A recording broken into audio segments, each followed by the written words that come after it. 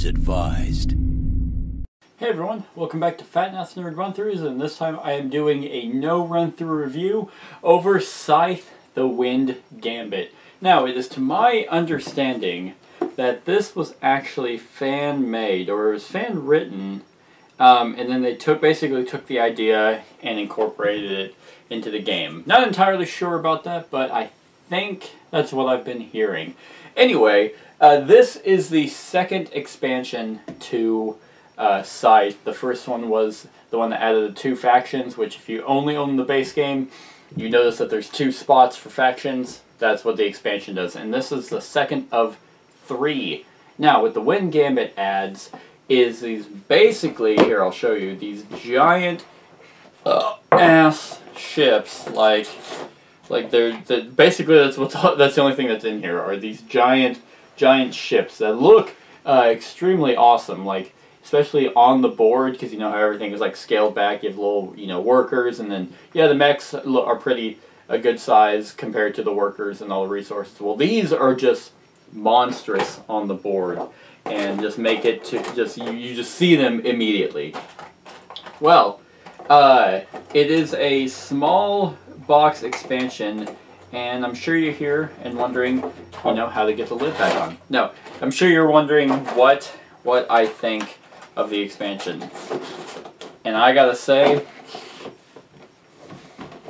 I love this expansion. This is Scythe is one of my favorite games of all time, and so I mean, coming in, like, I already loved the world and the base game. Then I got the Kickstarter edition and loved all of that even more, just the aesthetics of everything. Then the expansion came out with the 2 new factions, which I loved as well. They're like the Japanese faction is one of my favorite to play. This is just awesome. Now, it doesn't change the game a whole lot. Like, the game is solid enough on its own, but what it does is it makes it more modular, makes it more replayable, because over time I would assume that if you play Scythe enough that it would become kind of stale, which I never felt that way. Depending on the faction who you're playing with, you still would kind of do the same thing, but just in a different order. This is not the case. And so whenever you are incorporating these wind ships, now basically they just make the game, I think, quicker, in all honesty, because most of the time whenever you're playing Scythe, you're kind of holed up for a while, getting your natural resources and trying to finagle things in such a way that you can finally get your mechs out to be able to cross over and then start interacting with people. That's no longer the case. Immediately from the get-go, you start with your warship, and that they're not restricted by lakes or rivers or anything. They can't go through tunnels, which makes sense, but they can carry workers and resources already over across rivers. And how they work, it's really interesting. The game comes with these modular tiles, like these passive and aggressive tiles that affect, how they interact. So basically a, static ability, and then how they can fight. And one of them, for example, will show, like the passive side will show how fast they can move. So that'll vary from game to game depending on what you get. Like, one of the passive ones is that every time they land on a village, you can actually change your objective. So just that alone already throws the game into, higher replayability, because you're no longer stuck with 2 objectives. You can actually change them out and be like, oh, I don't like any of these aren't working out for me. Move your warship onto a village, and now you can change it out, and you get popularity. So that's just one of them. And then there's another, like and that actually only allows your your warships to move 1 space. So they're very slow going, but just being able to immediately, carry people around and start going into other people's territory and areas where there's more resources is just fantastic. Like, that was something that was kind of slow going even for me with Scythe, was that, oh, well, we're all just kind of here playing our own game until someone breaches over and starts, messing with each other. That's almost apparent from the get-go. You're just like, hey, I can cross over and start taking your land and start fighting you, which is awesome. Now, warships also don't really interact with anyone else except other warships. Like, It will actually. It really depends on the which module you're playing. One is just called Aggressor, which allows warships to attack each other, and you just do a single card, single warship, and your power. And then if they're there, it sends their warship all the way back to their home base, and then you just stay. So that's another way that you can do combat instead of just your characters or mechs. They don't like, at least with that particular one, and I think for all of them, they don't assist in fighting. So like if I had my warship, my character, and a mech in a battle, I don't get to play 3 cards because my warship's there. So they are limited, and they're still limited on who they can carry. They can't carry mechs, and they can, I think, only carry up to 3 workers. But I think that is balanced enough because then the game would be broken.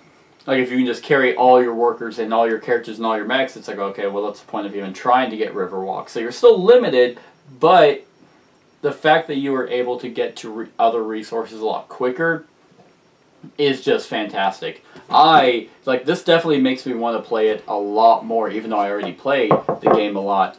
If I had one complaint, I wish that the warships looked different for each faction, like the mechs look different for each faction. These all look the same. Depending on, they're just a different color. But not only that, so there's craft. On territories not controlled by opponents, your airship can build structures and deploy mechs as if it were a worker. So that already, you kind of want to just get out there and use your warship to technically not a warship, but your airship to start building stuff for you, and that allows them to move twice. Then you have your aggressive one, Toll.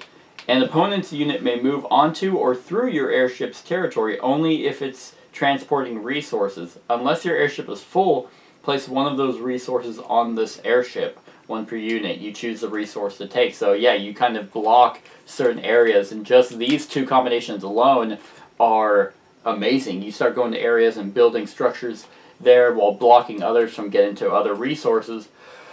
And but if they're going, then they're carrying resources which you then take. So just these 2 alone that's just fantastic. And then, so that's the warship. That's the biggest thing. Then there are modules for how the game can end. The game comes with how many? 1, 2, 3, 4, 5, 6, 7, so 8. And here's one. The first time each player controls the factory at the beginning of their turn, they may place a star on this resolution tile. After a player places their 6th star and completes their turn, no more stars may be placed on this resolution tile. Play continues until each player who has a star on this resolution tile takes one final turn, then the game ends. So just another alternative. This one's called King of the Hill. So you want to go after the factory, one, because to get an extra action, but another, to be able to place a star onto this tile. And like I said, so this combined with the airships just create this huge dynamic of gameplay already just from this small box. Like, I haven't really seen a small box expansion change a game like so little, but yet in such a dramatic way.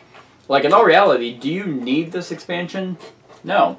Like, it doesn't, like, make the game any better because the game's already great, and it doesn't fix the game because there was nothing broken about it in the first place.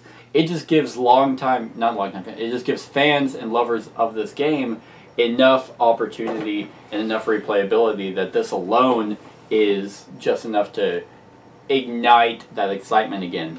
Now, if I had to choose between this one and the other one, oh man, that's hard because I really do like the other factions. I mean, obviously, if you can, get them both, and then get the third one, The Rise of Fenris, whenever that comes out, because, oh, that's exciting. I can't wait. Cannot wait for that one. But even if that one wasn't coming out, I would have enough replayability and still enough love for this game just off of these 2 expansions. I remember playing with this, one of the games I was using this on, I was actually the only one to ever move my airship, but I honestly think that that's what led me to victory because I wasn't so confined into my spot at the beginning. I was able to branch out and start getting more areas. Then I got my mech abilities, which positioned me in such a way that I started being already near people instead of having to work my mechs over to them so they can see it. It was just like, oh, boom, I'm there now. Because my workers are there, and you build, you know, mechs in spots where workers are. So you can already kind of see how much this can change a strategy, even if you've played with a faction before, just having your own airship and the different modules that everyone has. This isn't, I should mention that the modules for the airships aren't per player. That's, everyone has that. They're just static, and it's one passive and one aggressive per game. So everyone has that same ability, but how they use it is going to be different.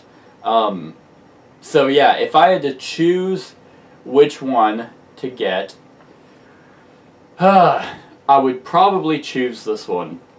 And the reason why is just for the vast variety and replayability that this one gives. Yes, the other factions are awesome and they're great and they're different from the other factions, and the Japanese one is one of my favorites to play with the traps. I think just the sheer overall experience that everyone gets instead of just the person playing the faction. This is just awesome. And I mean, I gotta say, those airships on the board are just super cool to look at. I think if you didn't like Scythe before, or it was just okay for you, check out this expansion, and I guarantee you it'll change your mind. Unless you actually just hated the game, then this won't change your mind. But it depends on why you hated it. So yeah, win Gambit. Scale of 1 to 10, I'm gonna give it a, oh man, I'm gonna give it a 10. Like, I mean, in the scope of an expansion, but I mean, Scythe has gone up to basically perfection for me anyway. So it only goes to show this expansion did a fantastic job with just altering the game in minute but powerful ways. So yep, it gets a perfect rating from me. And that's that. That is Scythe, the Win Gambit expansion. I hope you enjoyed. Let me know what you think of this expansion in the comments below. But other than that, like, comment, share, and subscribe, and have a wonderful whatever time of day it is for you. Hey everyone, thank you for watching, and I really hope that you enjoyed the video. If you want to support us, you can go ahead and click that link to go to my Patreon account. If you have any suggestions, you can go ahead and click the link in the show notes below to go to my Board Game Geek list. Other than that, like, comment, share, and subscribe, and have a wonderful whatever time of day it is for you.